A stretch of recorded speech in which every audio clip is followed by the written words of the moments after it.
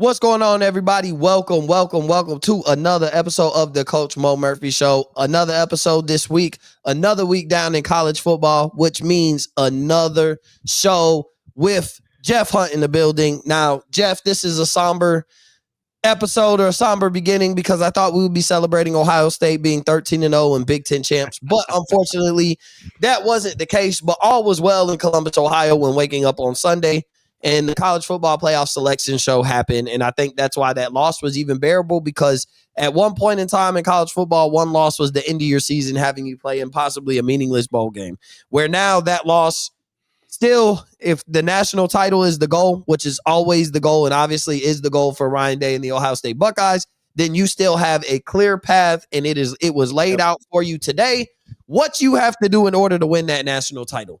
So, Jeff, how are you feeling, brother, after this Ohio State loss? Not bad. I got to stick to my guns. I said all season I hated the conference championship game. I did the shows, the week before the game leading up to it, and I said, hey, whatever happens, happens. I'm not saying if you lace them up, you definitely want to win.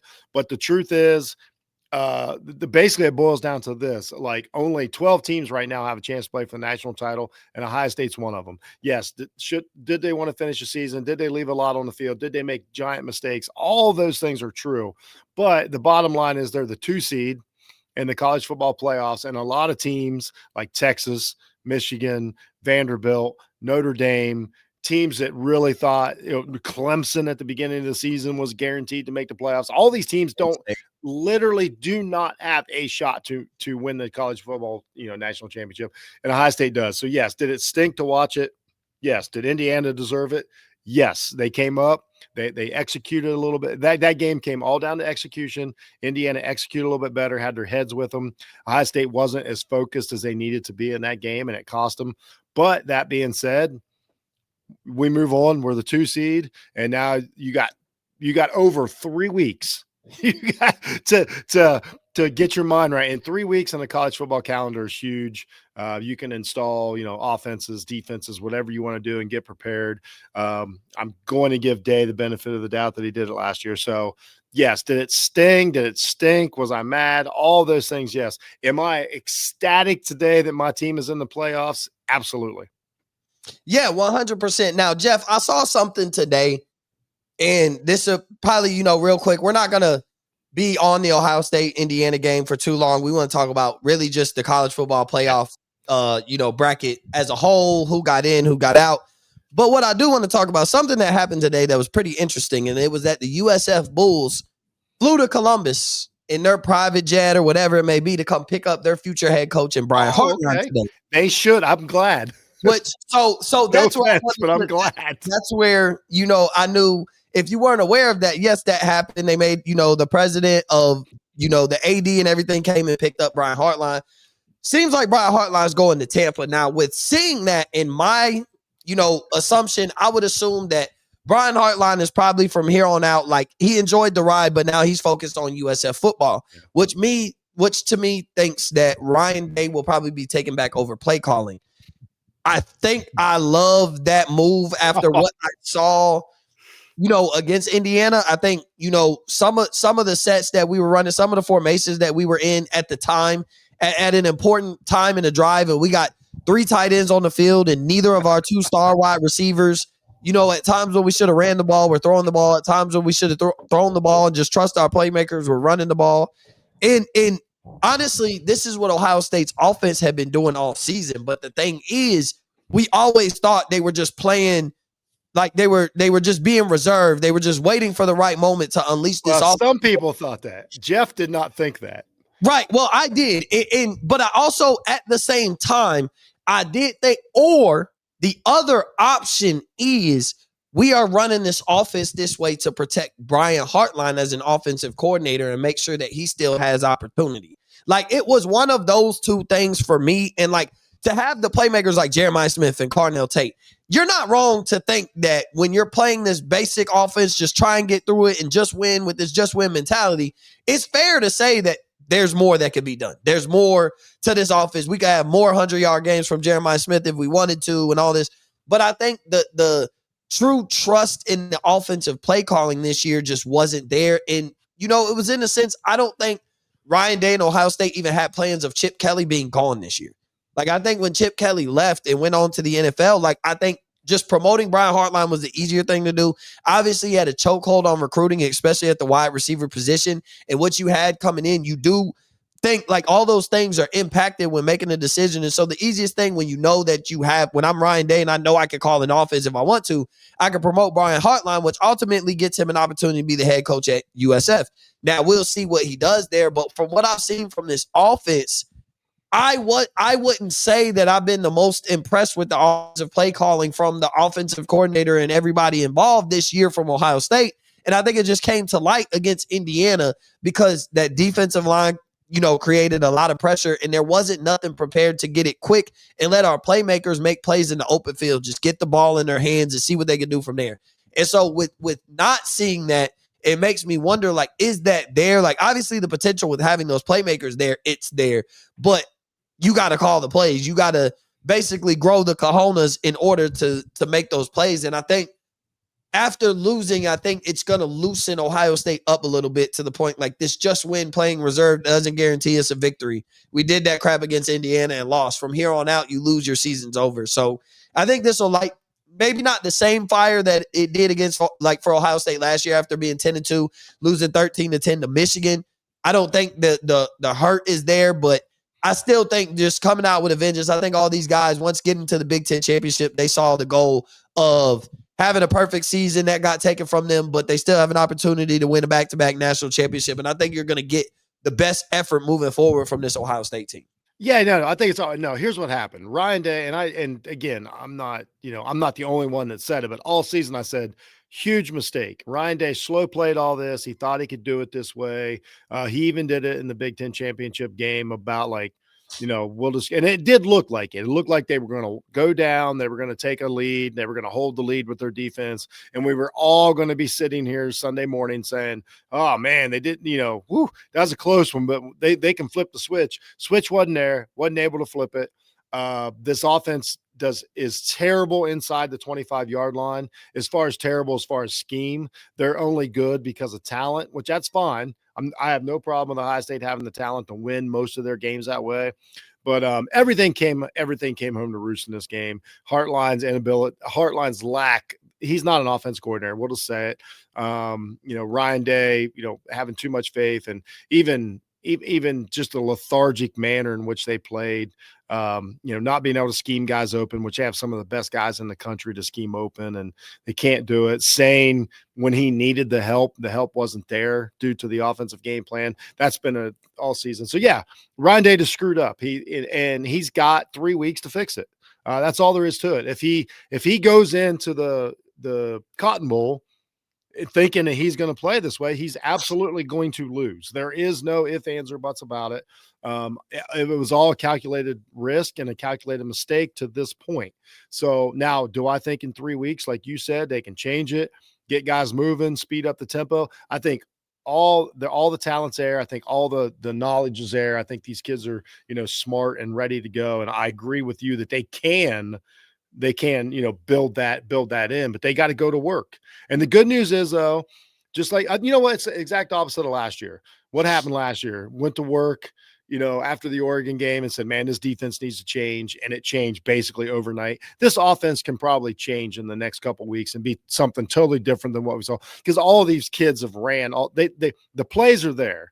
I don't think Hartline was a good play caller at all, situational play caller, outside of a couple calls versus Michigan. Like, everything's pretty predictable and all that. So yes, I think Ryan Day at the helm of the offense, and he doesn't have to worry about the defense. He can concentrate on the offense. I don't think he's going to be pulled away. Let the people that you pay worry about the recruiting and all that stuff, and put it in offense. That's more effective. And I'm not concerned. I really don't think the game was that bad Saturday night. I thought Ohio State just wasn't focused and made stupid mistakes and lost the game. But I don't think they were I don't think they were worse than Indiana. I'm not saying Indiana should have lost, but I don't think they were worse. I'm like, if we play Indiana again, I'm not like, oh, can't beat them. Like, it's not like that. Right, so, right. I do believe the adjustments can be made and the talent can step up, and And we came out of it. Looks like pretty healthy. Bo Jackson is going to be a better player in 3 weeks. All these things. It's going to be. I do think it's going to be fine. I'm not saying they're going to walk through whoever they get in that Cotton Bowl, but I do think that you're going to see a different team and a better team. And if you don't, they're going to lose. So that's your two choices. If they play the way they did against Indiana, they will not win a national championship. Right. And just the one thing before we actually just move on to talk about the rest of the field, what makes me feel really confident, though, is the fact that if the offense is the problem and we have all these playmakers, then we're going to be good, because the bright spot is we held Indiana to 13 points. Yeah. Like, we held one of the best offenses in the country to 13 points. Yet again, another team that hasn't crossed the 20-point threshold. Nobody scored 15 on us yet.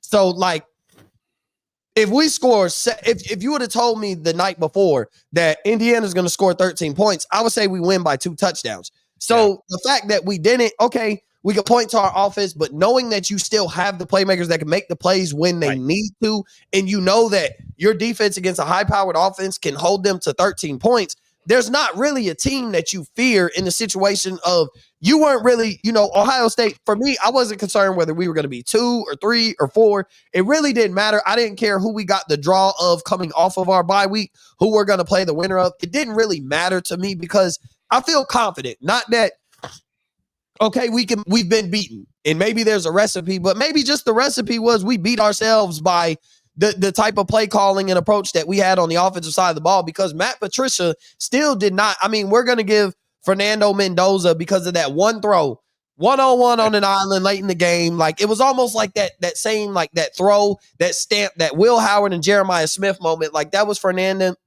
Mendoza's moment as far as his Heisman throw, and he's going to end up winning it. And probably justified. It's not like it was the strongest race, but like, outside of that play, like, Indiana made some plays, of course, but they only scored 13 points. And Matt Patricia was able to keep probably the future Heisman winning quarterback in check, one of the most high power offenses in check. They were scoring 50 every other weekend, even if it was against bad teams. Like, they finally seen a good defense and realized that they'll also have to be in some dogfights themselves. So I think Indiana would come out of that game being a little more nervous, finding out about themselves, because they don't have the same amount of talent. And the fact that there is a defense out there that held them to 13 points, like, if that's the mark, that they could be in trouble in these playoffs. But Jeff, the field is out. The matchups are in, the top 12 teams are in. So before we really get into it, just what were your initial thoughts, like, as you were watching, not as it was being revealed 1 through 4, and not just as soon as the 12th team was in and we kind of seen you had an idea, like, because that 10 seed was the biggest one. Like, when that 10 got announced, that's kind of when it was like, okay, we know what they're doing. Yeah. Mine was obviously, I was shocked at Ohio State still being at 2. But that being said, I was just flipping them in Georgia 2 and 3. No big deal. Like, I wasn't crazy, but it did reiterate, like, I keep looking over at my wife and she is so tired of hearing it, of me yelling, these conference championship games are so stupid. What a waste of time to play it for Indiana and Ohio State to flip flop. After playing a really good 60-minute football game, they're like, we'll just flip you. So anyway, that was dumb, but whatever. Ohio State's 2, that's fine. Georgia at 3, great. I like Georgia a lot. Texas Tech holding on to 4, that was fun.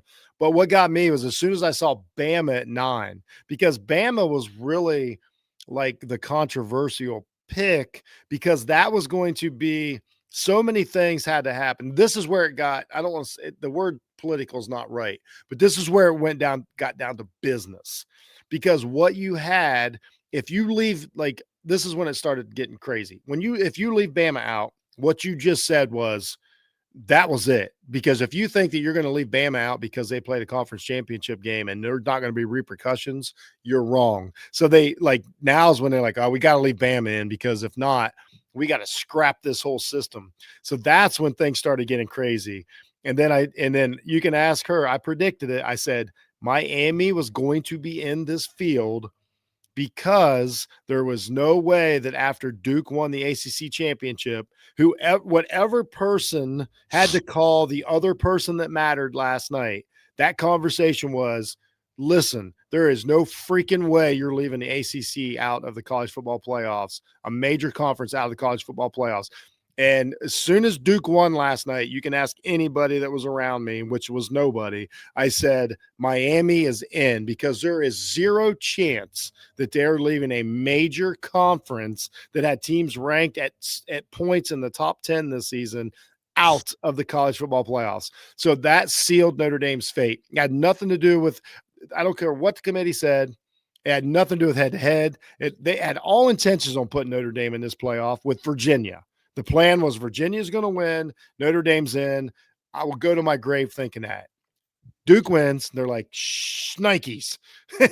Well, now what do we do? And whoever said, you're not taking, what is it, 30 million or whatever from my conference and put Notre Dame in there, who doesn't share the money. So this is where it factors into. Notre Dame doesn't share that money. So there's nobody on Notre Dame's side except Notre Dame, because they keep all their money. And you got the ACC, 12 teams or whatever it is now, 14 teams or whatever, some of the biggest universities and brand names on the planet saying, there is no way you're leaving us out of this. So that was my gut reaction when I saw the Miami pop up, was that Notre Dame, it was a business decision. And they'll never tell you the truth and they'll never answer it, but I will go to my grave thinking that. Right. And now let's talk about Notre Dame, because basically everybody's on Notre Dame now. I also want to say how happy it makes me that Notre Dame's not in the playoffs, just as an Ohio State fan. I'm saying they should have been in, but I think it's super awesome that they're not. Yeah, I don't know. I don't know what side I stand on as far as they should have been in. Like, I see the argument on both sides. I do. I understand, like, because here's my thing. Notre Dame won 10 straight. Notre Dame lost to Texas A&M and Miami by a combined 5 points in the first 2 weeks. Start out the season 0-2, run off 10 straight. That's fine and dandy, but you ran off 10 straight against who? Like, because there's the same people that think Notre Dame should be in will be the same people that'll turn around and say, I told you Ohio State wasn't as good as everybody thought, because they haven't played nobody. And now that they played Indiana, they lost. So you're saying you've been screaming from the mountaintops all year that Ohio State is not as good as everybody thinks because they haven't played anybody, which is fine. Like, that is okay to think that, but you got to stay consistent when you evaluate all teams. And that's where people get messed up in their thought process, is they're not consistent. My thing is, Notre Dame played 2 playoff teams to open up the season. They're 0-2 in those games. They ran off 10 straight against teams that aren't going to be in the playoffs, teams that are going to play in meaningless bowl games, and you really didn't beat nobody. So, okay, you steamrolled everybody, but even like Ohio State plays Indiana scored 50 points a night. They finally play somebody and they score 13. Like, there's some self-realizations when you finally play some good teams for everybody. It's not just Notre Dame. But what Notre Dame is 0-2 against playoff teams. You know what that does tell? You're not a playoff team. Where Miami beat Notre Dame. So if we're having the argument, and I know the head-to-head shouldn't matter, but like, Notre Dame hadn't beat anybody playoff worthy. Miami did by beating Notre Dame. And if that's what they have to live on, and I know you look at the loss column with Miami, it maybe even the argument is neither one should have got in. There's where I was going to, that's my next phase is like. Yeah, the argument could have been BYU or Vanderbilt or like, exactly. I'm cool by your argument. Yep, by your argument, the only reason Miami's in is because they beat Notre Dame, but we don't think Notre Dame beat anybody but USC. Notre Dame's in because they beat USC, who is a decent Big Ten team. So, like, I agree with you on your last point by saying, like, well, if we're going to do that, neither one of them should be in because they canceled each other out, and Vanderbilt or Texas are in, who at least beat somebody. But but then here's the thing, though, and I understand. I understand what. Maybe I'll understand it depends on your rebuttal to this. But like, we talked about all these other teams, right? And the non-cool thing to talk about is the fans, because there's not as many as all these big brand schools. And that's who we want to defend, the Vanderbilt, the Texas. But like BYU, because to your point, like, you always say these conference championships don't matter. These conference championships shouldn't be played. If I'm BYU, I was a playoff team prior to losing to Texas Tech again. Now, in the same breath, like, that's the playoff team that they played them twice. You got stomped. So to Like if you're on the other side of BYU shouldn't be in, like that's what you'll point to. But if I'm BYU, sure. But if I just go 11-1 and have forfeited the game and y'all have nothing to go off of except I said I'm not going to play because it's pointless. Right. I'm 11-1 and now why don't I get in over these 10-2 teams or 9-3 teams? Like why am I not part of that argument? And in the same token, here's where BYU fans should have a problem. They got penalized for playing a 13th game. Alabama didn't. Yeah.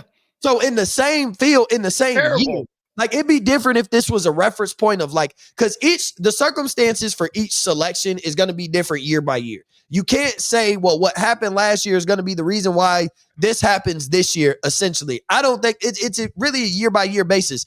I think this was the craziest argument of, obviously this is only year 2 of a 12-team playoff, but I really think this was like the craziest argument of having 5, 6, 7 teams arguing for 1 or 2 spots and having valid arguments. Like those 5, 6, 7 teams had valid arguments. 3 or 4 of them got in, the other 3 didn't. But BYU should feel like they should get, because you put Alabama in basically saying we're going to weigh them off of their 10-2 record. Whether they win, if they win, they're obviously automatically in. But if they lose, we're not going to judge them off that loss. We're going to judge them to the rest of their counterparts that only played 12 games. And we're going to wipe out that third loss. But you didn't do that for BYU. Like you didn't say if BYU because Alabama got steamrolled by Georgia and got a third loss. BYU got steamrolled by Texas Tech again, got a second loss. And realistically, when it came down to it, after BYU lost to Texas Tech, they were no longer in the conversation. And I really think what people don't understand is realistically, we talk about all these other teams. Once BYU lost to Texas Tech, I think that took BYU out, that took Texas out, and that took Vanderbilt out. Those 3 teams that are sitting there having their argument, honestly, once BYU lost, I don't think, like, I think it was clear as day. This was about Notre Dame, Miami, and Alabama. This was about those 3 schools for 2 spots. And Notre Dame was the team that didn't get it. And this might even be, do you think, let me ask you this with the Notre Dame situation. Do you think this is also like the committee trying to send a message to Notre Dame that you need to be in a conference?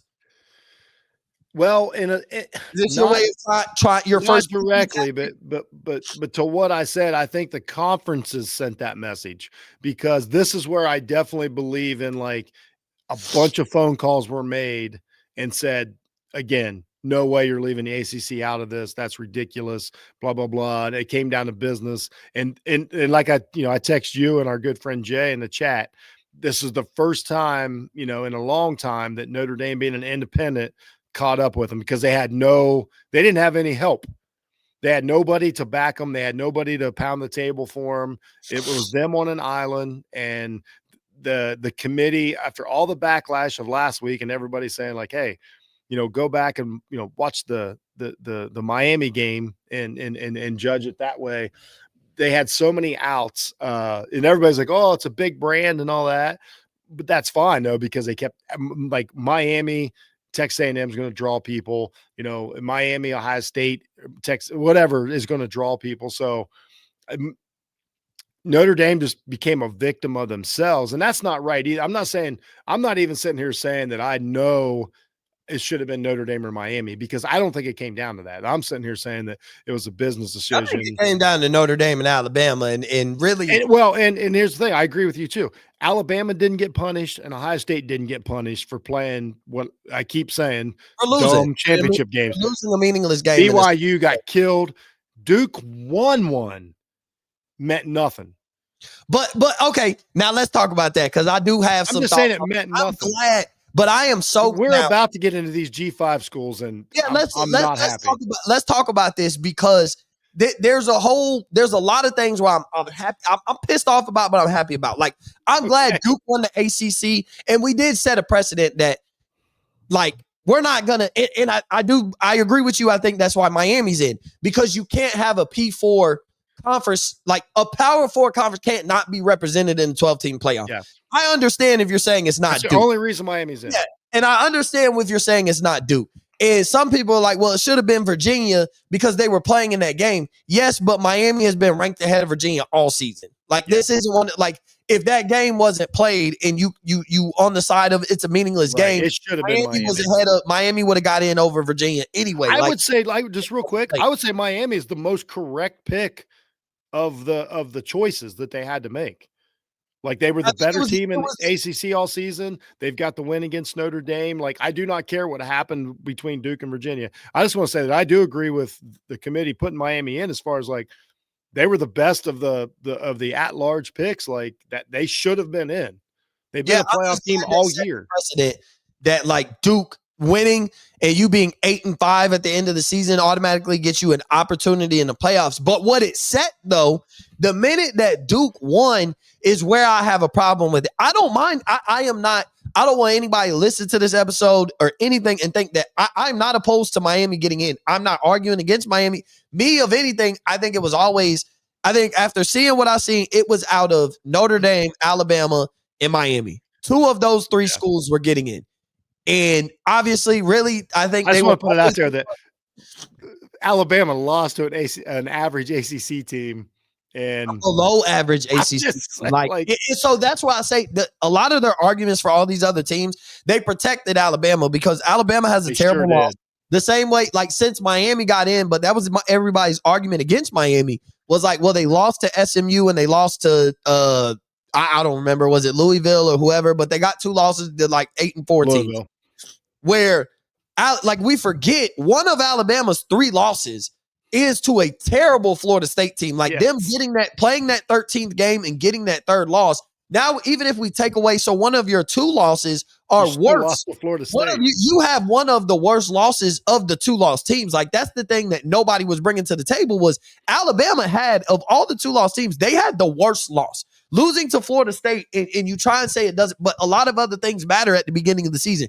You go back to the beginning of the season, it mattered that Miami beat Notre Dame. So you can't say it didn't matter that Alabama lost to Florida State, but then say that same Saturday that Miami played Notre Dame that night, and that game mattered, but the Alabama game, losing to Florida State, played no factor. They really did just, I mean, there's no way around it. They just absolutely were going to have Alabama in this playoff. And protected them. Like you said it right. There's no no matter what they say or no what anybody does, like that's what it boiled down to because of what you just said. It did not matter what they did that night. It only mattered what Notre Dame did that night. It mattered what Texas did week one. Like that mattered at the end of the year, but it didn't matter what Alabama did week one at the end of the year. It mattered what Ohio State did week one. Ohio State's the number two. They beat a bunch of like average teams and lost to Indiana, but they beat Texas and they're the number 2 seed. But you know, Alabama, like Florida State's like I'm just they really, I don't know what the deal was. Again, I don't know. Somebody's probably going to tell me it's an ESPN thing or whatever, but we don't know the reason of why they were like Alabama's in and we got to figure out a way to get them in. And that's what they did. And Notre Dame was a sacrificial lamb to get Alabama in the playoffs. And I'm surprised that here's the thing. And I know brands like do stand strong, but I'm surprised like they fought. And I get if it's an ESPN thing, then obviously if it's an ESPN directly tied to the SEC, then it obviously makes sense. But like fighting so hard for Alabama without like Nick Saban, because like I don't think people realize Bama really wasn't the most relevant until Nick Saban got there, as far as their brand was not what it used to. Like they were still living off the 50s, 60s, and 70s, but like they were on a dip. Absolutely. And so not like, but now that like I could understand it more, Saban was still there. Not saying that Kalen DeBoer isn't a coach worthy of getting a benefit of the doubt in this type of scenario, but just the brand meaning of Alabama. Like I don't think there's a drop off putting Alabama in that game against Oklahoma as opposed to Notre Dame in that game on the road against Oklahoma. Like where if I'm sitting behind the table and I'm arguing, now I'm like, well, yeah, but a Nick Saban team is more dangerous than a Marcus Freeman team. Fair, boom, let's take Alabama. But in this argument, I'm like, oh, I mean, is a Kalen DeBoer Alabama team any more dangerous than this Notre Dame Marcus Freeman team? I don't think Alabama is really a bigger brand than Notre Dame. Recency bias, Mo. Everybody's totally overlooked. Notre Dame was just in the college football championship game last year, 12 months ago, and could have won it. Like could have won the national championship less than 12 months ago and got zero benefit of the doubt because, and again, that's why I say the only reason it can be is the whole ACC thing. The Alabama thing's weird. I don't know when we can talk about how dumb it is that you talked me into it about 6 weeks ago, and I was wrong. This G5 thing's got to go. No, This is a complete waste of time, and it's a waste of effort. Listen, I'm going to tell you why. Let me tell you why before you start. Did anybody watch the G5 games Friday night? Yes. Anybody watch? No, because you guess who didn't watch? Guess who didn't watch, Mo? The people in the stands. Bro, there was 10,000 people there to watch their teams that could go to the college football playoffs. The stadium was half full, and little stadiums half full. I'm like, to me, I got to give some respect to the Texas, to the even Vanderbilts, like these teams that put people in the stands and run the sport and spend all the money. Like I'm done with these G5 teams that all they're doing is harvesting coaches. Like it's just best G5 teams. Let's take their coaches and move them up and do all that. And I watched those games like pathetic is what it looked like. It looked like a random, average, run of the mill, Division III game in December. And I'm like, no, if that's how you show up, if that's all. Like Ohio State would put 100. I told them Ohio State would put 100,000 people in Barcelona, Spain, to watch a football game.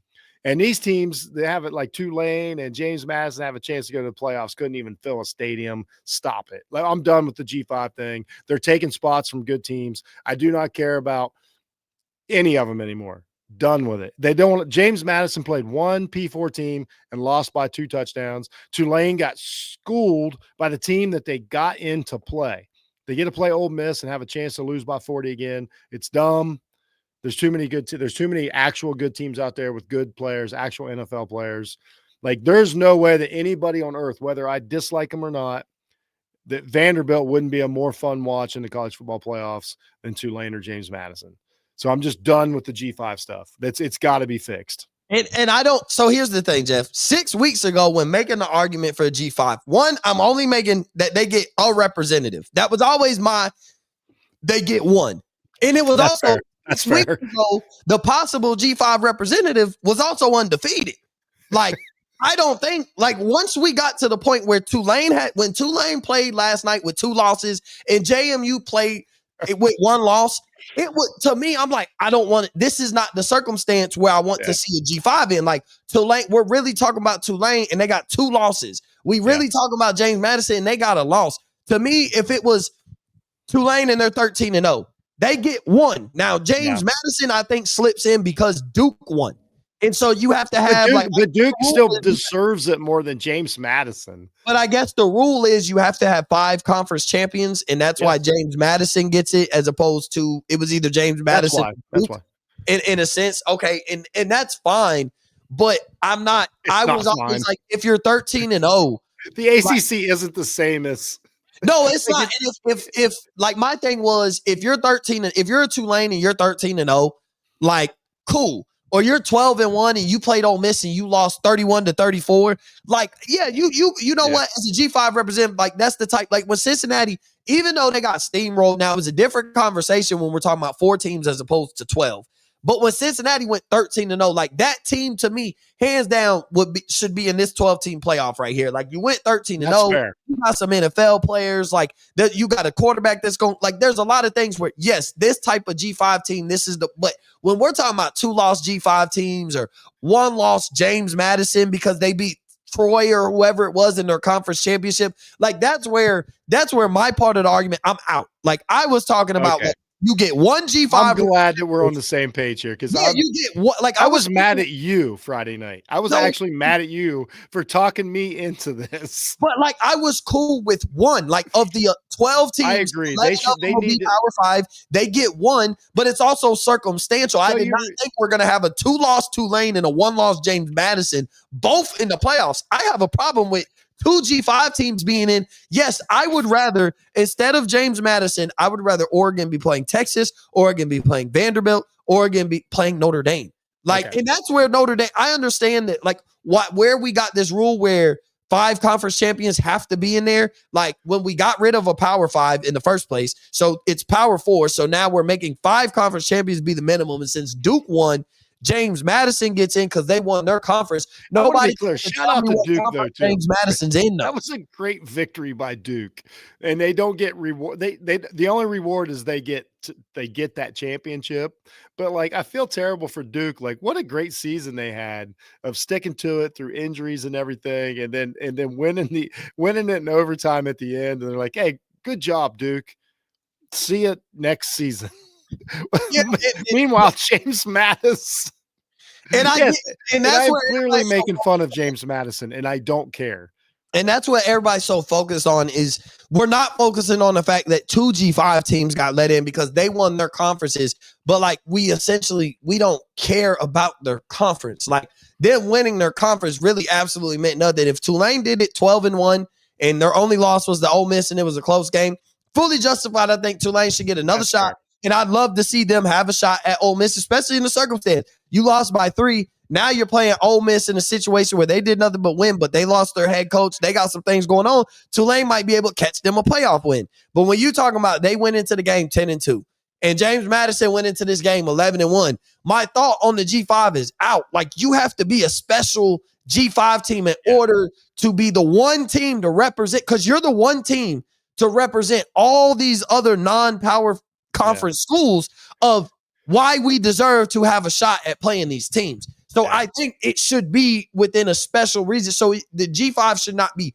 guaranteed a spot in, but guaranteeing them a spot in means they're going to get the limelight and they're going to get the look and you're going to pay. But in the grand scheme of things, you only care if they're undefeated. Like, it really only matters if they're undefeated. That Cincinnati team that was undefeated, I think this is where we say that Cincinnati team should have had a shot. Well, here's how we fix it, Mo. I liked it when they went forward. You just add another round of playoffs and then give them a shot. Like, hey, if you beat Texas this weekend, hey, you beat Texas, you're in. If you don't, have a nice year. So then they still have a chance, but they don't ruin my playoffs. There's 2 playoff games, and I don't care what name it. I'll stand by it. They're not going to be close. Both the G5 teams, Tulane and Oregon versus both of them are going to get dog walked, and it's going to be a waste of, like, because here's the thing: this still is this is what this all boils down to, and this is what we care about. This is what the committee cares about.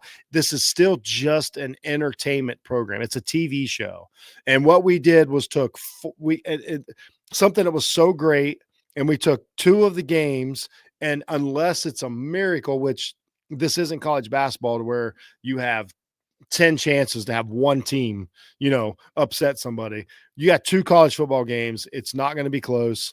It's not going to be interesting. So you've wasted, 6 hours of the most passionate fan base in the country to have to watch these games when you could have had Diego Pavia going to Oregon, which is like, record that game and rewatch it. Dan Lanning in Oregon, like, you could sell Arch Manning sell that game to the masses. Arch Manning to the playoffs, going on the road to play Ole Miss. Oh my God, playing the SEC. Ole Miss. Or you have Vanderbilt go on the road to play Ole Miss. You have Texas go on the road to play Oregon, like Arch Manning, and like there's a bunch of things you could have did if you just make it. And obviously, honestly, I'd be okay with them just making this a Power 4 conference playoff. Like, we don't, G5 can get their own. And the thing is, though, you can do it though. If you just change that first round, you can do that by process of elimination. I also think from an entertainment standpoint, I think if you put North Texas and Memphis and James Madison and Tulane all in their own separate playoff, I think then you have Navy. Like, some of these games that were really good regular season. That's a great point. Because they were great G5, like, these were possible G5 playoff teams by default by de facto if they get one spot.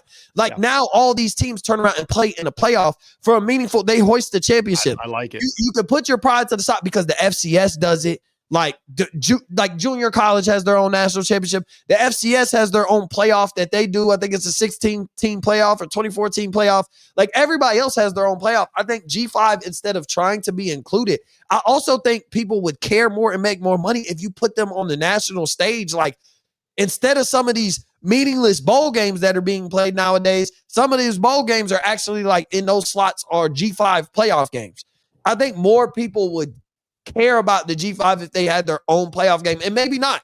And maybe people are like, this, that'd be the ruin of the G5 and the potential. But James Madison, making the playoffs to me does not set a standard of like this is the future of college football. Like next year, I think now if they'll have it their way, they're going to fix a rule where there's no guarantee that you have to have a G5. No, I think next year it's basically going to be it's going to be even another step closer to the best 12 teams. So you touched on something there. Can we talk about teams don't want to play bowl games anymore?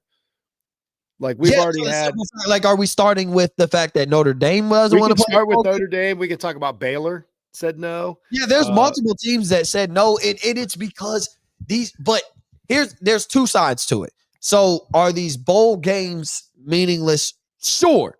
Like in a sense they are, because there's nothing that comes from it because of the playoff situation.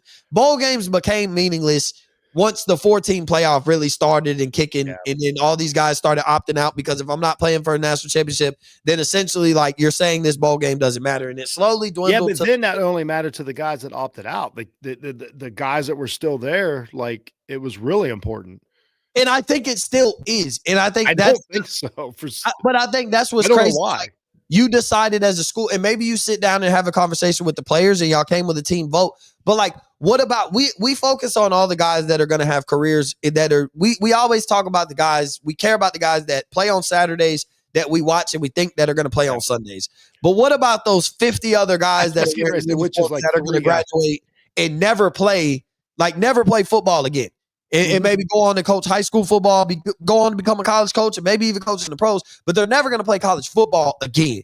And so this bowl game, this traveling to, we're Notre Dame and we're going to travel to Phoenix, Arizona and be out there for a week and play in Glendale or whatever. Like that experience being with my teammates and all, you opted out of all of that. All the things that players get for going to bowl games, they get prizes, they get gifts. They get PlayStations and all that. And I know we're in the NIL era now, so these guys are already getting paid money. But, like, it's really like a final vacation with your guys, especially if you're a senior and not declaring for the draft and not an NFL draft prospect. And even if you are and there's no guarantee that you get drafted, this could be it for you. And you kind of want to go out on the top. Even if the game doesn't matter, it's like with the Pro Bowl. Maybe the Pro Bowl game doesn't matter, but all the festivities up to it before is why people still show up. And so I think that's the same case with the bowl games. Sure, maybe the game won't matter, but it's not like you're getting Pro Bowl product. These guys are still playing. It's a way for, it's a way to get guys to see how they can play in your system prior to entering the transfer portal. There you go. Like they might say, I don't like this system. All right, well, hey, now that the guy ahead of you is gone, he opted out because he's going to go on to the NFL. You get an opportunity. You get 3 weeks to prepare for a game and get an opportunity on a big stage against another Power 5 school to see what you can do in this before you make the decision to hit the transfer portal or wherever it may be. Like, so there's so many things that can happen within a bowl game, and it just seems like schools are like, this game just doesn't mean anything. And I'm really not sure, because I think like as a fan,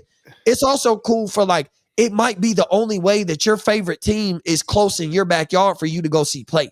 Well, like that, because college football fandom I don't think it's as localized as like NFL, if that makes sense. Like some of the markets are nationally, everybody, they got fans everywhere. But like college football, especially when you talk about a lot of the Notre Dame and Michigan, but those fans, Ohio State fans, are everywhere from coast to coast. And so this might be a way of like Notre Dame shafted their fans. Who knows? They could have played in Texas. Well, that's the thing is like in Texas got an opportunity to go play them in their backyard. Go watch it in their backyard. Like you said it, like imagine telling Notre Dame, like they started the season basically guaranteed to go to the playoffs, big expectations, coming off a second place finish in the national title game.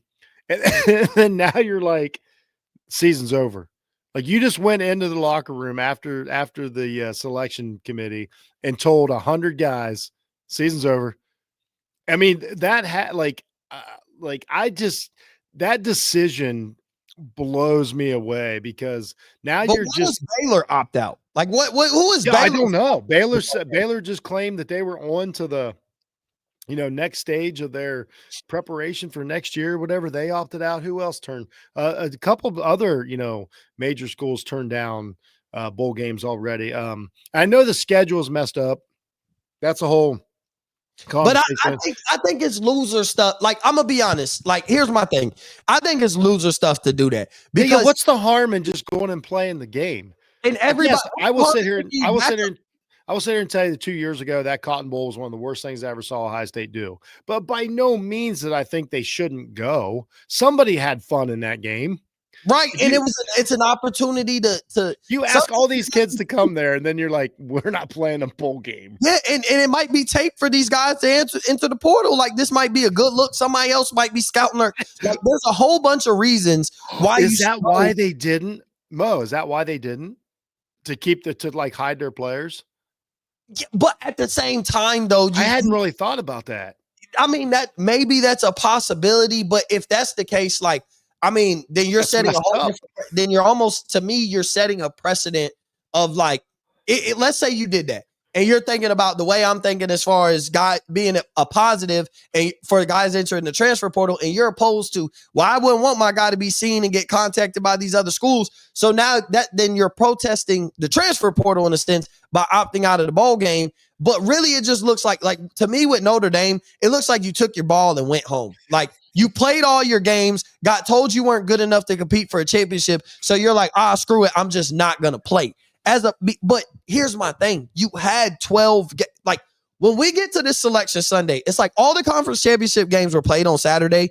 By the conclusion of the Ohio State game, every game played up to that point no longer mattered to fans when they were arguing. Like, we just deserve to be in because this or that. You had 12 to 13 games to prove why you were a playoff team, and people don't like to stand on they don't like to understand. Well, to be fair, though, I would say that Notre Dame did everything they could for 10 games. Like, they really looked great for 10 games. As far as your point But it's easy to look. I mean, it's the same thing. It's easy to look. Again, I'm not saying, but I'm saying Notre Dame, like you made a great point last week on the show that Texas didn't deserve to be in because of how they played. I will say that Notre Dame was the opposite. After the two close, miserable losses, they just ran roughshod over everybody they played. I'm saying Notre Dame did do their part on the field. I'm not saying I think they should have been in or shouldn't not have been in. I'm just saying they did do their part. But then, so our point about not going, then you went in and told those same guys it sold out for 10 games. Yeah, we're done. Yeah, we're just done. We're not going to practice anymore. We're not going to get ready for a bowl game. We're not going to take this as a vacation. We're not going to take this as a team bonding heading into next season for what our goals are. Imagine you played your last game, though, Mo, and didn't know you played your last game. That's another aspect of it, is like, sometimes these guys would have done things different if they knew this was it. But like, they played their last game last week thinking that they're going to have a shot and play in the playoffs. So then you tell them they don't make the playoffs, and now you just snatch away I probably didn't even enjoy my last game the way I should have because I thought there was going to be at least one more. Whether it was the playoffs or a bowl game, you basically at 10-2 had guaranteed yourself one more. After you finished that 12th game of the season, you guaranteed yourself one more, no matter what the circumstance was going to be. Whether it was like you said, you at least got a PlayStation. You got to talk to people, you got to hang out. Yeah, you get to stay in a 5-star resort somewhere, in the city that you're in. You get to travel around a new city, get handed a thing of things to do for the week while you guys are in town. Sometimes it's not all about when it comes to these bowl games. I don't know if the rules have changed, but the way it used to be, that's why teams would always say yes to a bowl game, regardless of whether it was bad or not, is that if I'm correct, if you don't go to a bowl game, you're done. Like, your season's over. You can't keep practicing. You can't. You can't practice. I think it's still that way. Like, you're under the rules of yes, basically your season is over. And that's what people's argument was like, you could have just used this as an opportunity for your team that's coming back next year to practice a little bit longer. Like, get a little more reps before spring ball, because, the dead period about to come for teams whose seasons are over. And so you're going in as a 10-2 team, upset that you didn't make the playoffs. Yes, that's the goal, but so what are we going to do every time we fall short? So now next year, if Alabama don't make the playoffs, they're not going to go in the bowl game. Now, if Ohio State don't make the playoffs, they're not going to go in the bowl game. Fine. If that's going to be the precedent, then just get rid of bowl games. Then we're done with bowl games. But then if that's the case, you got to expand the playoffs, because you're still look at college football still be losing a lot of money by not hosting. Well, there you go. No, that's what I said. I was just getting ready to ask you. There's two sides to this. A, do you think Notre Dame, that was a good decision as far as based on their team? And B, Do you think that them opting out will change things? Well, I don't think it was a good decision. Like, I think you go, if you have an opportunity to play another game, you go play another game. The guys that are going to opt out are going to opt out. That is what it is. Like, that guy, okay, your quarterback that's going to the NFL is going to opt out. So what? You're right. Jeremiah Love isn't going to play in the bowl game. That's fine. I want to see what my running back for next year has before this 5-star comes, and that's who I have number 1 on the depth chart going into spring ball. Like, I want to see what this receiver has before I start really hitting the transfer portal for this receiver. I want to see what this guy got in these next few weeks of practice, when instead of running with the 2s, he's running with the 1s, because the guy that was starting over him is getting ready for the NFL. Like, all of those things are factors that could have happened if you opt into a bowl game and at least have practice. Like, there's never any harm in more practice, more situational awareness, more preparation. I agree. There's never any harm for that. Will it change things? I think so. I think so, because it's the incentive. Like, now that Notre Dame did it and a couple other schools did it, you're going to see what the punishment is. I think Notre Dame's going to get fined. It's not going to be a fine that the school can't pay. So therefore, I don't think they're really too concerned about that. But now it is one of those situations, like, if Ohio State didn't make the playoffs, do they really want to go play in the Cotton Bowl? Like, that the Cotton Bowl that's, I know what you mean. You know what I'm saying? Like, like we did against Missouri. There's no incentive for them to play except for all of you got to see the backup quarterback and see if we need to attack the transfer portal in this. You get to answer some questions about your team going into next year. It's a fair look, a better look, a more intensified spring game. That's what it is. It's a more intensified spring game. And nobody's yelling from the mountaintops necessarily to get rid of spring games, but it's a way where coaches are getting tactical against your team. And it's a way to get a good look, good film for a lot of players, a lot of coaches, for things to see to go on to next year. Did Notre Dame just get us a 16-team playoff next year? I don't know if it'll happen next year, but I think it will. Not just Notre Dame, but I think this year was a very valid argument, because with a 16-team playoff, even if you say a 12-team playoff and a play-in, like, we don't call it a 16-team playoff, but we say a play-in for the final 4 slots of the 12 slots. There you go. 16-team playoff, and it's you have Vanderbilt, you have Texas, you have Notre Dame, you have BYU. Now if we get them 4 schools in, we have 16. How many fan bases are upset now, Jeff? Like, now I think if we look at it this year, if we had 16 this year, the problem would be solved, because the 4 fan bases that are the most upset, which is Texas, Notre Dame, BYU, and Vanderbilt, all get in. Now we wouldn't be worried about USC. USC would not have an argument. I totally agree. Right. Like, now once we start to argue, like, it's it's USC's and Iowa's and whoever, and we're like, okay, we're cool. If those 4 teams got in and this is the playoff, we're not even mad about James Madison and Tulane getting in under this circumstance, because them 4 didn't get shafted. They're in a playoff. That's your 16-team playoff this year. I think that if it was 16, it would all be so simple. Everybody will walk away happy, and the only thing they would be evaluating is whether they feel like they got shafted and what they got ranked and who they got matched up against. Yeah. That's what it's. But not every year do I think where there's like, not every year shakes out like this year, where there's like really a bunch of maybe 2 dominant teams and a bunch of really good, like 10-2, 9-3 type teams, and only 1 or 2 11-1, 12-0 type teams. That's usually not the case every year either. I think this is more the norm, though, because of how we've dispersed the talent and everything. This was inevitable. This was the inevitable with NIL. I think Vanderbilt's the best example. Like, the whole point of having the NIL and a team like Vanderbilt being able to secure, a difference-making quarterback like Pavia because of, the NIL and transfer portal, the reward would be more teams. So, like, I do think that this is going to be more the norm than it would be the outlier. But it is. But the thing that we all have to remember is, when everybody talks about like changing rules and formats and all that, none of this is like real college stuff. This is all a basic tournament being provided by ESPN. Like, that's the real take of it. So they can do whatever they want as instant as they want. This is an invitational tournament put on by, a private business. This isn't an NCAA tournament. It's not like the Division II. It's not like Division III. this is not like that. This is something. This is an invitational.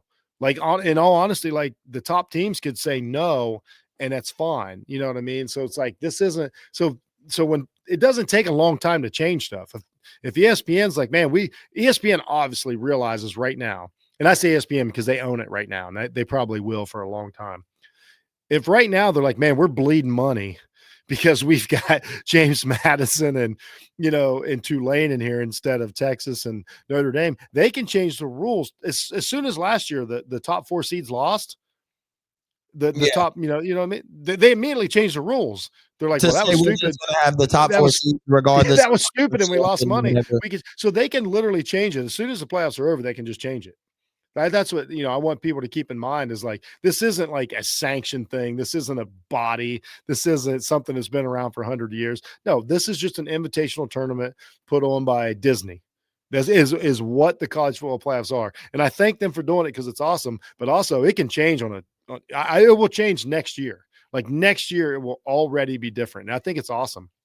Yeah. You know what else I think is awesome is like the matchups it can provide. Like, and now I know this matchup that I think I'm enamored with in the first round of the playoffs obviously is now more of a matchup that could be common in the coming years because they're now in the same, conference when it comes to Alabama and Oklahoma.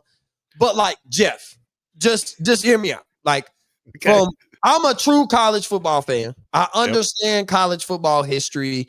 I understand what 95% of the college football fans are. I understand the type of college football historians people are. Alabama, Oklahoma, under the lights at That's night. That's good.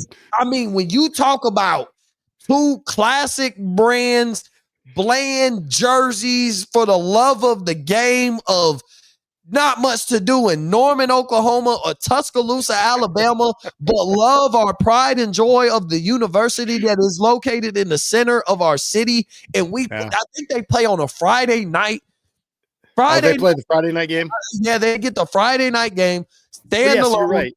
Alabama, Oklahoma under the lights. I think that is a classic, like white and maroon versus maroon and white, like in whatever they call their crimson. And I get it, but white and maroon. I was going to say that, by the way. Why did we put Alabama, Oklahoma, and Indiana in the same bracket with the same jerseys? Why did we do that? I honestly, I have no idea. But I think the Alabama and Oklahoma game, it's a good matchup. That is the classic.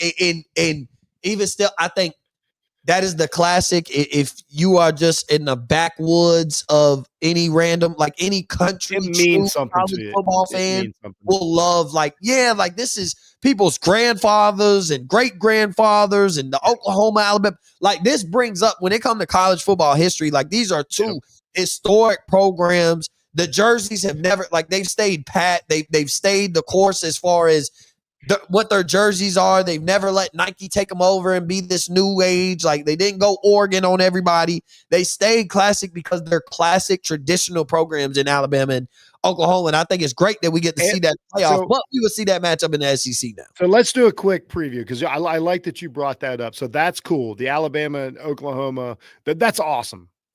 Then you look at a couple other things. They've lined it up to where possibly we could get a historic Miami versus Ohio State rematch in the second round if Miami can knock off Texas A&M. Texas A&M Ohio State's a great matchup, but obviously Miami Ohio State just has, it has history to it, and like you said, it rings a bell. But then go to another part of the bracket, which is the opposite of Alabama, Oklahoma. You got Oregon, James Madison, and then go on to play Texas Tech. Like we're talking about new money, not new money, but like we're talking about money, new blood. Like this isn't your grandpa's bracket. So that's pretty cool. So it really is a pretty nice looking bracket, when you look up and down it. The Georgia end is a little weird, and we'll see what Ole Miss does without their without the former head coach, with new head coach. I'll say with the new head coach. So it's cool. But yeah, you're right. The bottom line to all this, Mo, and I'm glad you just brought it up. All the arguing everybody does compared to the BCS, compared to the 14 playoff, us getting Alabama, Oklahoma in a playoff game, in December, Oklahoma in December is amazing.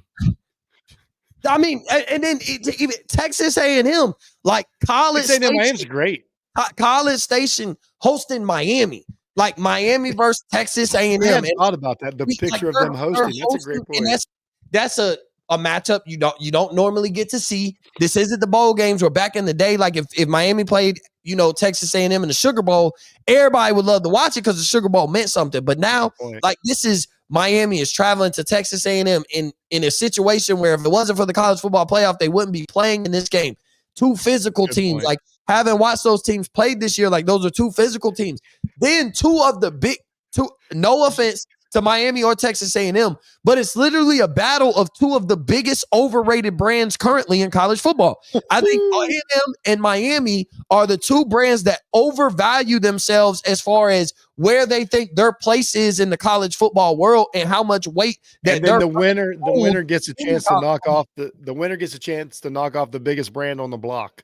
Which is obvious, yes, which is Ohio State. And so I hate the fact Miami might be looking forward to that game. I'm just saying. Yeah, and that's one of those those hurricanes. And then Texas A&M also is looking for if they can beat Miami and then turn around. Well, because people aren't going to give them the credit unless they beat the crap out of Miami. But if they beat Miami, people are going to be like, okay, Miami was overrated too. You're going to have to see Ohio State. And so Texas A&M playing to get to the semifinal and beating Ohio State to validate that, we lost to Texas, but we're still a great team. Like it happens and nobody's going to walk through this season unscathed. Like the only team that has an opportunity to do that right now is Indiana. Like only one team this year even has an opportunity. We should probably talk about that for a second. I know we don't have a ton of time left. And by the way, James Madison going to Eugene, Oregon. Good luck. I hope. Here's the thing. It doesn't excite me, but whatever. But also, what I will say though, I don't think the game's going to be a game, but you do have the chance for the greatest upset in the history of college football if you pull it off. I'm not saying you will, but it would be to win a playoff game for a G5 to win a playoff game would be the greatest upset in the history of college football outside of Appalachian State and all that. Just real quick. Indiana, only undefeated team. They have the 1 seed. How do you feel about the pressure? How do you feel about where Indiana's at as far as the bracket of you got the target on your back on the bracket? Well, I think Indiana, obviously coming into any playoff situation undefeated or historically, if this was the NBA and you were chasing that 72-10 record coming into the playoffs or whatever it may be, teams with 65 plus wins win the first round all the time. Every game, now that you beat Ohio State, you being 13-0 with the validity of beating the number 1 team in the country, Ohio State, holding them to 10 points. The expectation for Indiana is to look like a national championship team for the next 3 possible games. I think now it's a fair expectation to say that Indiana falling short of getting to the national championship could be not necessarily a failure of a season, but a bust of expectations based on what they've accomplished through the regular season. They're just as for real as anybody else. They showed that Saturday night. No matter whether you want, at the end of the day, the game was played and it was won. Whether you want to give them all the credit in the world or not, they've shown that they're just as for real as anybody else. And so now their expectation, but can a school like Indiana, this isn't a school, this isn't a program. These aren't players that are used to playing with those type of expectations. They don't have a single 4 or 5 star on their roster. A lot of these guys are under the radar guys that got an opportunity to under Signetti. These are not guys that have been in the national spotlight their whole time. So now what are you going to be able to do now? What are you going to do now that you, Indiana Hoosiers, are the number 1 team in college football heading into national championship conversations? How do you handle that kind of pressure? Because you're going to be expected to show up, perform, and win these games. You now have to win. You beat. If you lost to Ohio State, I think it would tamper expectations just like they did last year, going into the college football playoff at 11-1. Now being 13-0, you say you took the jump that you were trying to tell everybody you took last year. You had an opportunity to prove it by beating Ohio State. You did. Now you are a national championship contender. You're in the same conversation with Georgia, Ohio State, or anybody else that you expect to win the national championship. So I think it's the same expectation if you fall short. Yeah, I agree. I think the respect that they'll get is also the same pressure. I think it's easy to be Indiana, most of the time and be, kind of come sneaking up on people. Now I think your chin's out there. I know Ohio State knows how to deal with this. I know Georgia knows how to deal with this. Texas Tech and Indiana, we do not know how they're going to deal with this because they're new to it. It's not that they're bad teams or whatever. but they're new to it. Like I know Ohio State's not phased. Like for whatever, Ohio State's not rattled right now. They didn't get up Sunday morning and second guess who they are or what they're going to do. They went to work. They put that loss behind them because that's part of being Ohio State's. Because I don't care what your record is, Ohio State targets on your back. Same with Georgia, same with Alabama, same with Oklahoma, same with Oregon. Like they get up every morning after a game, like everybody's coming at them. So it's going to be interesting to see how Indiana handles. They're getting a blue blood. They're getting a good team. They're getting it, on a neutral site. So it's going to be interesting to see how they handle the pressure of driving the bus. And then my last question I have for you, just over the weekend, like the teams that played. So Texas Tech won, Indiana won, Georgia won, Ohio State played, Alabama played. Who did you feel the best about, or I shouldn't say the best about, but like, were there any concerns about a team that you saw play? And were there anything that you saw a team play that you were like, wow, they look, because I thought Georgia look like they're in, full mode to win a championship again. I thought Ohio State and Indiana looked fine. I thought they both looked like playoff teams. I wasn't worried. Texas Tech, I still don't know. Not 100% sure on offense, like who they are, but they did what they had to do. Alabama, serious concerns if I'm an Alabama fan. I guess that's really all that we saw. What was your takeaway just from the weekend of watching teams of like, or they're fine? I think Alabama was a Like I don't know if losing and now Alabama fans don't kill me. I know they're dealing with a lot of injury. There's a lot of factors that have played into why Alabama is where they're at. But you're where you're at. And at the end of the day, like you're going into the playoffs with these injuries. So you're going into the playoffs to me under the circumstance when you got selected, so there's no excuses. And so the way they got dominated by Georgia, and I know they beat Georgia, but here's my thing, because you can't tell me that Alabama didn't think that game didn't matter yesterday, like on Saturday. You can't tell me like they came in and didn't have a thought, if we lose, we may not be in the playoffs. And so if you're a team that has that thought, if you're a team with basically playing with our backs against the wall for an opportunity to get into the playoffs, I think you failed the test miserably. Like you got dominated by Georgia. Offensively, you don't really look like you could do anything. Ty Simpson is not as good as the quarterback the past month as he was the first 6 weeks of the season. We're not talking about him in the same light. We're not talking about this Alabama offense in the same light. We're not talking about the defense in the same light. They got beat up physically by Georgia. That's a cause for concern. And they're going to go and play Oklahoma. And because of the way they lost to Georgia, Oklahoma kind of plays the same type of football. So I would be concerned if I'm Alabama. And this isn't the Nick Saban Alabama. They don't necessarily bounce back from losses where they turn into the most violent team, and them coming after losing the SEC championship. The Nick Saban era, Crimson Tide would be like, this team is probably primed to win a national championship. That's a great point. And they were able to get in. I don't think the violence and the viciousness and the same thought process goes with the Kalen DeBoer-led Alabama team. And so to see them just absolutely get dominated, I know people are going to point back to, well, we already beat them. Yeah, it's hard to beat a team twice, but sometimes the signs are there. When you get beat up physically, when you get dominated in the trenches, that's a recipe for like, man, I don't know if we'll ever get Georgia again. What in the circumstance that where we're at right now and where they're at. If they were to play Georgia again, I think Georgia would beat them by 2 touchdowns again. Like if they were to line up and play next week because of the result that happened Saturday. So I think that, and then to me, like the most impressive was just the team that didn't get in, and that was Duke. Like Duke was up big. Hey, that's a great point, man. Duke was dominating the Virginia game from start to almost finish. Virginia ended up coming back, goes into overtime. This is like, at that point, lined up going into overtime, you almost like, this is easy to say, here goes Vegas. They made the call. We got to get Virginia to win the ACC and make the playoffs before we allow Duke to mess up and create this crazy scenario of chaos. What's Duke ended up doing? They were able to hold on into overtime, score a touchdown, get the pick. Like, I think Duke just looked the most impressive because I think they came in knowing that they could be the demons and they could be the wrecking balls of the college football playoff picture. And I think they embraced and enjoyed that fact. And I think that's why they played the way they played Saturday night. And ultimately, it paid off and they won. Yeah, that's a great point. I liked a lot of the games. Again, like you said, that's great. That was well put because Duke really did just. It was an enjoyable football game. It was fun to watch. I enjoyed it way more than I did the Big Ten championship because of all the reasons that we've already talked about. I give all the credit in the world. Like it's hard for me to explain even to someone as young as yourself what that meant to Indiana to beat I was Ohio about to say State. this is their biggest win in program history, and I don't know if that History, was and like the it's not even storyline. bro, like their biggest Like, win, their other biggest wins in program history are close losses to Ohio State. Like they've been at Ohio State's heels for 20 years. Every now and then they get there and they, they're like the pesky, they're like that pesky neighbor, that comes over and keeps starting mhm, to fight, and then you got to send them back home.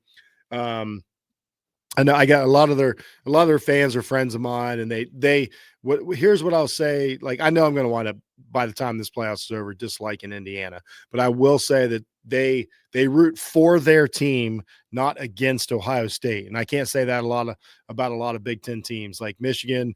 They take so much pride in other teams beating Ohio State. Indiana cares about their team, and mhm. they took pride in them winning the game against Ohio State. Full credit to them, earned the number one spot. They're the only undefeated team of all the conferences, of all the, we say what we want about the ACC, like terrible conference. Yep, nobody went undefeated. You say what you want about all these other conferences, say what you want about the G5. They're not undefeated. So, like, I thought Indiana, like, honestly, that was the most impressive victory because the weight of the world was on their shoulders when Ohio State was on that last drive, and they pulled it off. And granted, Ohio State had more to do with it than anybody, but hey, they were on the field and they played good defense and all that. So I think we're looking at a good college football playoff, though. I'm excited about it. It's not perfect, but I'm going to really enjoy it. Yeah, and just to close with this thought is my thing is this: whether we expand it to 16, whether we expand it to 24, whether we expand it to 28, whether we expand it to 32 or 64, there's always in every scenario going to be one team at the very least, bare minimum, to Yep. feel like they got shafted. We could say all 130 something FBS schools are eligible for a playoff, and we'll just do one huge postseason, and here come the FCS schools and be like, well, how come we can't get 3 or 4 in since y'all are putting 130 something in? Why can't we get 3 or 4? Well, So let's you know what though, I want to say, Mo, though, like we have come so far in 2 years that we have a 3-loss team in the college football playoffs that basically can argue they deserve to be in there. We have 2 loss teams in, and as someone that grew up, that I did in the 80s and 90s, unheard of that anything more than a 1-loss team can have any chance at winning a national championship. So now, like it's so much better than it's ever and that's what I been. think the It's beautiful thing awesome. is like I told everybody, I said, bro, I'm not gonna lie, these past couple years, like, and even after last year, like it really lowered the hurt of losses. Was like, yo, Ohio State went 10-2 and won a national championship last year. Yeah. Like Ohio State went 10-2 and got an opportunity to compete for a national championship last year. There was a point in time, like I remember, one loss in the middle of the season, you have Done. to blow everybody else. You're right. In the middle of the season, that was the thing. Like, well, here, You dude, had to lose early. You like had to no, lose like early. Notre Dame's argument, like to get in, is awesome. 20 years ago, they were eliminated as soon as they lost to Miami week 1. The rest of the season was a waste of time. Like you would have entered the rest of the season after week 1 where you need so many things to shake out throughout the season. And that's you're only through the first game, where now they started 0-2 with finished 10-2. And we're talking about them possibly like whether they deserve to be a Right. playoff team or not. Those situations So would much never better. happen if we didn't expand the playoffs. Then we look at the 14 playoff, and as much as we liked, if you liked it or loved it, I think 12 to 16, I think no more than 16. Like if we do expand it to 16, I think that's where we stop. Like, Yeah. because at some point you also got to keep, like, you don't want to spread. Here's the thing. You don't want to spread the talent, but so much. Like you want a Vanderbilt. You don't want to be the NFL. You don't want, you don't want, like, you still want Ohio State to be in Oregon and Alabama and your top 10 schools. You want them to be a step above everybody else and people chasing. Bro, the You want Saints. Indiana to try and continue to thrive to be Oregon. You want like Yeah. Vanderbilt to try and thrive to be Alabama. You don't Right. want them to where not only is it a big deal that they're getting a 5-star quarterback, but now if they're getting receivers and all that all the time and not having to win by entering the portal or whatever it is, the playing field is even, but you still want to keep it a little like you don't want to have 24 teams because now it's like consequences. Go everywhere. Like you want people to go to Ohio State for a reason. Like I'm gonna go to Ohio State, not go to Kansas because I could just 3 or 4 of us could go to Kansas, run the Big 12, and boom, we can go into the playoffs because 24 teams get in. Like to be fair, I thought, oh no, that's another team. Kansas State opted out, and Iowa State opted out of the bowl. I think Iowa State was the first team to opt out of a bowl. Both like those teams it was kind of announced during the. But you're right. I don't just to your credit. I don't want the college football to become the NFL. The NFL today, the Titans and the Saints won football games. That's not a good thing. I mean, it's fun, but I don't want college football to be like everybody's going to go, 8-4. Like that's not fun either. And there were a lot of bland matchups today. Like, and that's where I say, like, when it comes to college football, it's not. And I'm an Ohio State fan, so obviously, like, I'm more of on the elitist side. I think about the Alabamas and Ohio States and Georgias and LSU's and all of that. But you want to keep those cream of the crop schools still cream of the crop. And the more you allow into the playoffs, the more it's going to stretch out the talent. Like you see what happened with 12-team playoffs. Vanderbilt just got a 5-star quarterback. We never thought Vanderbilt would sign a 5-star quarterback, but they did because in the 12-team playoff, Vanderbilt will have an opportunity to go to the playoffs. They're sitting at 10-2 this year. Who knows? Sign their coach to an extension so the magic of Vanderbilt could continue. But that's what NIL has opened up. But at the same time, the more 16 teams and then 24 teams and then 20, eventually we can't satisfy everybody. I think 16 is the max because if you would have had 16, BYU, Texas, Vanderbilt, and Notre Dame are all in, and we're not arguing about any more. We're not arguing. And like you said, it's how you play it. You don't even have to make a 16 tournament, but you make teams win to get into a bigger tournament. So all we're asking is we're not asking for a bigger tournament.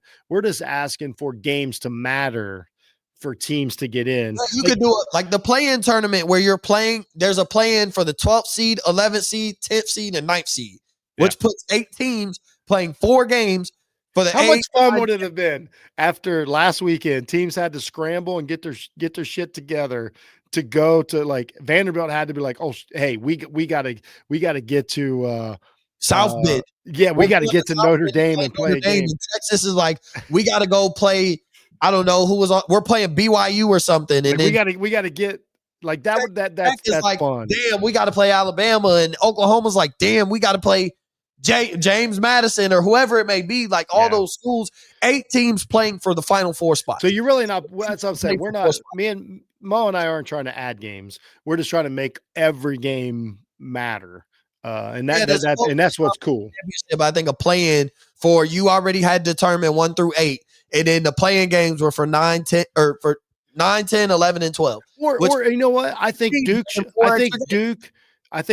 have one more game to get into the playoffs. Like let's see if you can finish this run. Well, without the conference championship, though, you wouldn't have even put. Well, then you can arrange it a certain way. But I'm saying like just if a team can get hot at the end, let's see if you can work your way into the playoffs. Like what I'm saying is we've got the time and the space that they can figure this out.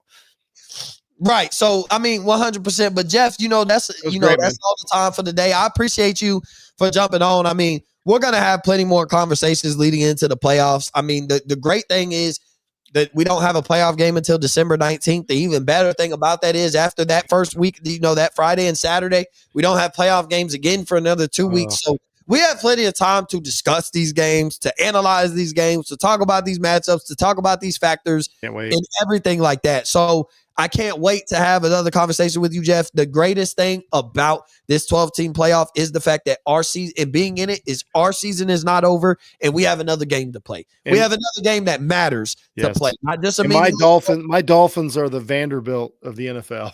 Yeah, because they're sitting here going on a backwards win streak. I think Mike McDaniel's like, I'm going to save my job right here. I love it. They're looking like the team that if they looked like in the beginning of the season, they probably would be a playoff team. Your Miami Dolphins look now. They're like not dead yet. We expected them to come into the season, which is crazy. Like we thought they would look like that coming into the season. Tyreek Hill, all these other factors are now on the back end. This Miami team looks like if they came out the season swinging like this, they would have been a playoff team and competing for the AFC East title. Not dead yet.